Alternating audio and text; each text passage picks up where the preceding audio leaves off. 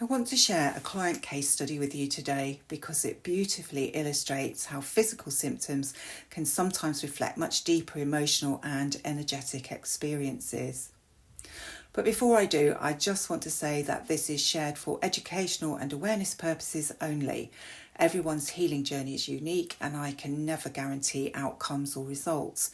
This work isn't about diagnosis or replacing medical care.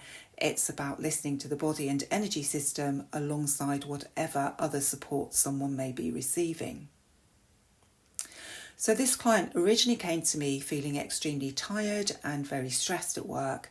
She was carrying a lot emotionally and described feeling overwhelmed, inadequate at times, and often stuck in the middle of other people's issues. She'd also experienced the loss of a loved one that she hadn't fully processed, and that grief was sitting quite deeply for her within her energy system. In our first session, we focused primarily on working around that loss, creating space for the grief to be acknowledged, felt, and then gently released energetically. When she returned for her next session, she told me that she'd developed plantar fasciitis in her right foot, something that she had experienced before. From an energetic perspective, the right side of the body often relates to the masculine aspect, logic, action, work, and how we move forward in the world. Although she'd grown up with a strict father, the emotional charge around the foot pain felt much more connected to her work environment, particularly around changes that were being forced upon staff by senior managers. She described feeling pressured, controlled, and as though she had no real choice, a feeling that resonated very strongly as we began the healing work. We started by clearing negative energies, karmic debt energies, and relationship bonds between her and the people she worked with. This was to help to stabilise the current workplace dynamics and reduce the immediate energetic charge around them. As those energies cleared, deeper layers began to surface. Several past life experiences came up to the surface, each reflecting a similar theme of authority, control, and being forced to comply. So let's just have a look at the lives that came up. So in one lifetime, someone tried to entice my client into a coven of witches, and when she refused, she was persecuted.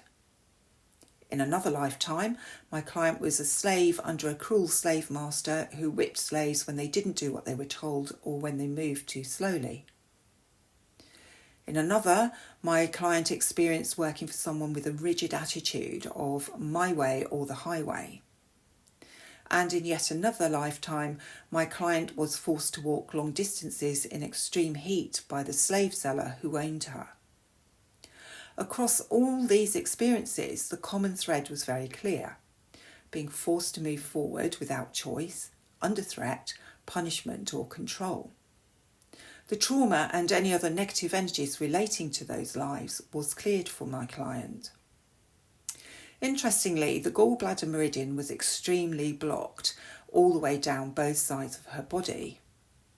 This meridian or energy channel is often associated with decision making, courage, and the ability to assert yourself and move forward confidently.